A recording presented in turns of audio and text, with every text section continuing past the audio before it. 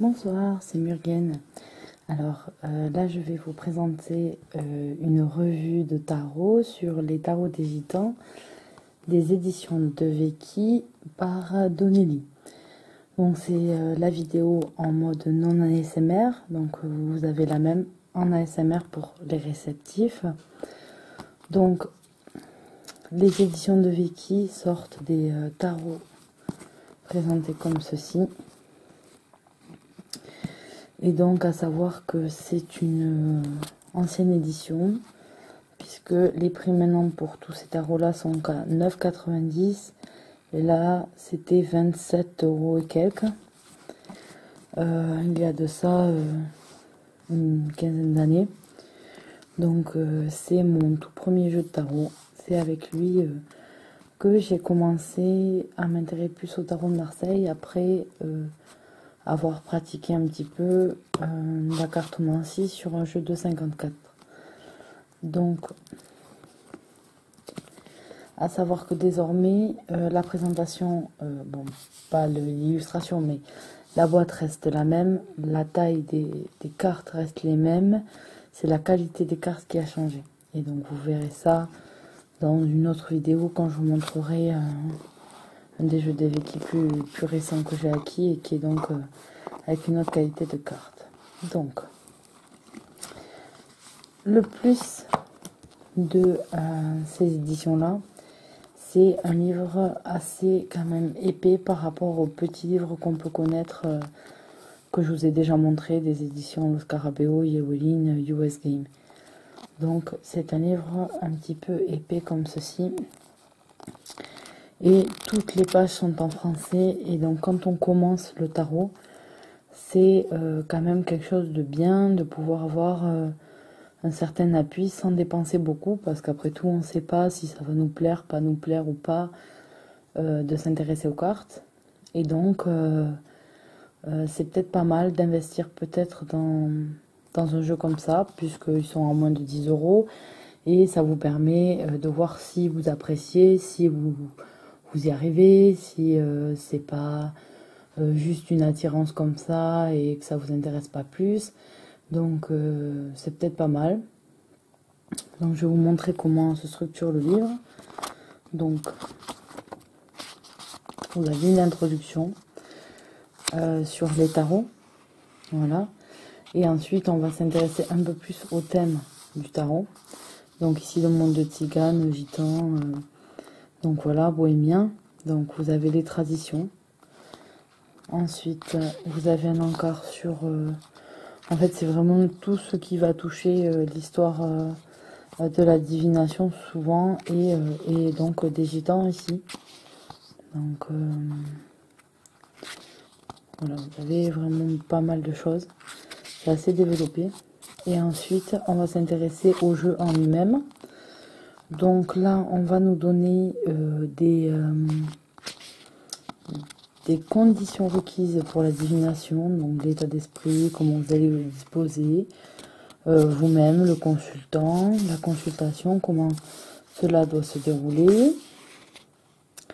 Et une fois que tout ça est passé, on a donc les significations des cartes. On va avoir les arcanes majeures en premier, qui, je vous le rappelle, sont au nombre de 22. Et ensuite, nous avons les 56 arcanes mineurs. Et je vous montre la suite. Donc, voilà. On va avoir un résumé. Donc, le nom des arcanes majeures va changer dans ce tarot. Donc, vous avez le battleur qui ici va s'appeler le Zaoré. Et eux, ils mettent ici le mot-clé qui se rapporte à la clé, à la carte. Et donc, vous avez ici une illustration en noir et blanc de la carte, son nom, le nom qu'on connaît généralement. Et donc, vous avez la relation entre ce choix-là, le Zauri et les Tziganes, la description de la carte, et ensuite vous avez sa signification à l'endroit et à l'envers. Et parfois des petits conseils. Voilà. Et donc ça va être pareil pour toutes vos cartes. Et par contre, pour les arcanes mineurs, vous avez juste la signification envers, endroit, avec l'arcane. Voilà. Là, vous avez une petite un peu plus quand il s'agit des cartes de cours. Voilà. Et ensuite, ce qui est intéressant aussi dans ces petits livrets, c'est le nombre de tirages qu'on va vous donner. Donc ça peut donner des idées si vous êtes assez libre comme moi à créer vos propres tirages. C'est bon, mais s'il y en a qui sont... Mais ça peut donner des idées aussi pour créer les vôtres ou même les appliquer, donc c'est vraiment bien. Donc là, on en a quand même un par page, il y en a quand même beaucoup, 4, 5, 6... Alors là, on a des significations des arcanes majeures en fonction si vous faites un tirage sur la santé, à l'endroit à l'envers. Un petit tableau, donc c'est assez sympa, sachant que vous le transposez ensuite à n'importe quel jeu de tarot. Et ensuite, vous avez un tableau sur des délais pour donner un délai dans le jeu. Donc ça se joue systématiquement, ça par contre qu'avec les arcanes majeures.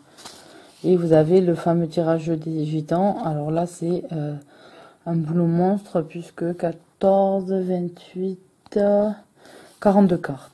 Il vous faudra pour faire ce tirage. Donc vous en avez pour le moment, prévoyez-vous pas mal de temps. Donc vous avez vraiment pas mal de jeux et une table des matières. Donc voilà pour ce qui est du livre qui est vendu avec. Donc moi je trouve ça par contre très très bien. Moi il m'arrive d'acheter les tarots des gitans, non parce qu'ils me plaisent au niveau de l'illustration des cartes, mais juste parce que leurs livres sont assez intéressants.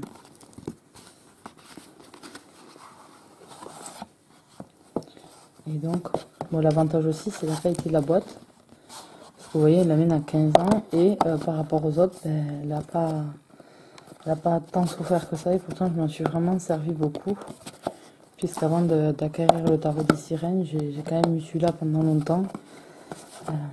J'étais jeune et il fallait donc que je mette de côté mon petit argent de poche pour pouvoir m'acheter ça. Alors, je vais vous montrer les majeurs en premier. Donc, pour le dos des cartes, un dos tout simple. Donc, il est un petit peu rosé. Avec un écusson. Donc, qui se transpose des deux côtés. Donc, vous avez une couronne avec un lion. Voilà. Et donc, les cartes. Alors, vous voyez qu'elles ont un aspect un petit peu cartonné. Pas du tout brillant. Au bruit, vous devez entendre, ça fait ce carton-là. Et le problème, c'est qu'elles sont très très grandes. Moi, je peux pas... Je mélange d'habitude les cartes comme ceci. Et là, moi, déjà que j'ai des petites mains, j'arrive pas. Donc, il faut faire comme ça. C'est assez difficile à manipuler comme carte par rapport aux autres jeux. Elles sont vraiment très grandes. Je devrais les mettre en rapport avec une autre. Donc voilà, là vous avez le mât. Donc le mât c'est le fou. Donc vous voyez qu'elle n'a pas de numéro. Puisqu'ici on est vraiment basé sur un tarot de Marseille et pas un Rider-Waite comme on a l'habitude. Donc la construction de la carte. Vous allez avoir ce bord là qui se retrouve sur toutes les cartes. Et l'illustration. Le nom. Et donc pour les arcanes majeures, vous avez un bandeau rouge avec deux mots-clés ici pour quand elles sont à l'endroit et ici pour quand elles sont à l'envers. Pour vous en rappeler, peut-être pas avoir tout le temps besoin de d'avoir recours au livre. Et vous n'aurez qu'un mot-clé en fait pour les arcanes mineurs. Donc voilà, je vais vous le montrer. Le Zahouri, c'est le bateleur. Sarah, la papesse. Alors Sarah, si je dis pas de bêtises, je pense que c'était la servante de Marie qui arriva d'une barque aux Sainte-Marie de la Mer en France. D'où le nom, en fait, quand elles arrivèrent apparemment en France en barque. Et donc d'où le nom des Sainte-Marie de la Mer. Anna l'impératrice, très liée d'ailleurs à tout ce qui est gitan, la communauté gitane et Sainte-Marie de la Mer. 4, le forgeron, l'empereur. Les amoureux ici sont représentés par le flamenco. Le maréchal Ferrand représente le pape. Le Rotaro, c'est le chariot, donc on voit quand même les symboles là. La Mataora, c'est la justice. Le secret, l'ermite. L'Ouroboros, la roue de fortune. Le George Vert, la force.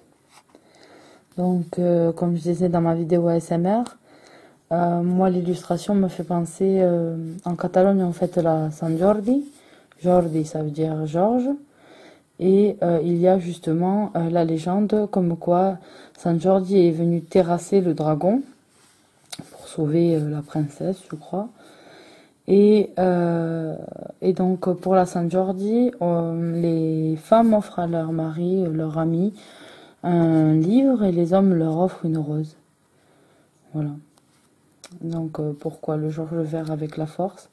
C'est peut-être lié à la même histoire vu l'illustration. Donc le jour de l'ombre, c'est le pendu. La pomana, c'est la mort. Donc on voit un arbre mort. Enfin avec, je sais pas. Bon, il n'est pas très beau. L'ourme, c'est la tempérance. Beng représente le diable.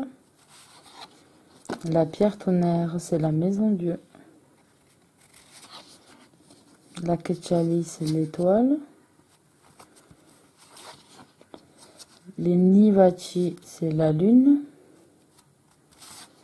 Mitra, le soleil. Et le Butyakengo, le jugement. Les voies de l'univers pour le monde. Voilà. Donc pour ceux qui aient des arcanes mineurs, ça ira plus vite puisqu'en fait elles sont pas illustrées, elles sont juste représentant là, les coupes sont représentées avec des grenades. Et comme je vous disais, vous avez le bandeau rouge avec un mot-clé, la même chose pour ceux qui aient de l'envers, ici. Donc on voit les symboles des cœurs qui disent que les coupes sont reliées au cœur dans les jeux de cartes. Et donc vous avez des coupes et des grenades. Et voilà. On voit bien le fruit. Donc on va passer jusqu'aux cartes de cour. Et voilà pour ce qui est valet, cavalier, reine et roi. Donc moi je trouve qu'elles sont quand même jolies pour des arcanes mineurs non décorés, même si moi c'est vrai que je préfère quand elles sont toutes illustrées différemment. Ça facilite le lien qu'on fait avec ces cartes et la compréhension du tirage qui se fait plus facilement. Donc les deniers ici qui se rapportent au carreau. Et donc vous avez ce visage de profil sur toutes les cartes. Voilà. Et donc les cartes de cour.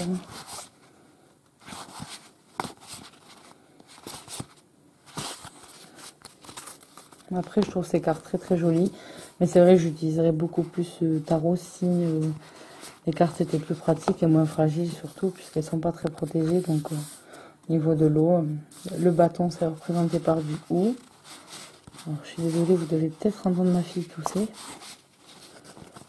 Le valet de bâton, le cavalier de bâton, la dame et le roi. Ils sont tellement grandes que je suis obligée de vraiment tendre le bras pour que vous les voyez en entier. Un l'as d'épée. Donc là, présenté avec des plumes de paon. Et voilà pour les cartes de cour. Donc valet, cavalier, dame et roi d'épée. Donc si je devais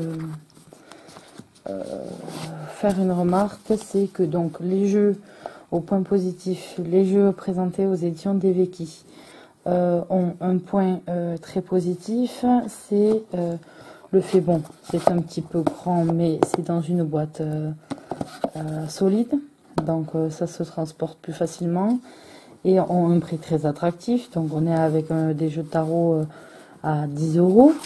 à 9,90 €. Donc c'est vraiment très très attractif par rapport aux autres jeux qu'on peut trouver. Surtout avec un livre aussi détaillé et important comme ça. Donc pour ceux qui commencent les tarots, c'est à conseiller peut-être d'acheter un de Veki afin que vous voyez si ça vous plaît ou pas avant de peut-être vous décider dans un jeu beaucoup plus cher qui vous plairait mais dont vous n'aurez pas l'utilité. Donc ça peut être pas mal pour commencer. Par contre, ben, le gros défaut c'est la taille parce que du coup ça fait quand même un paquet assez grand et pour remuer c'est pas pratique du tout. On peut pas y arriver comme ça. À moins de les étaler en même temps, comme il y a envers endroit, c'est sûrement pour les étaler sur la table, mais même ça prend quand même beaucoup de place. Donc c'est une des limites qu'on a dans ces jeux et je pense que d'autres personnes qui ont acheté aux éditions d'Eveki ont ce souci-là d'avoir en fait un tarot pas très maniable et donc avec des cartes jolies dont on ne peut pas trop se servir. Donc voilà, pour la revue, je vous dis à bientôt pour une prochaine revue.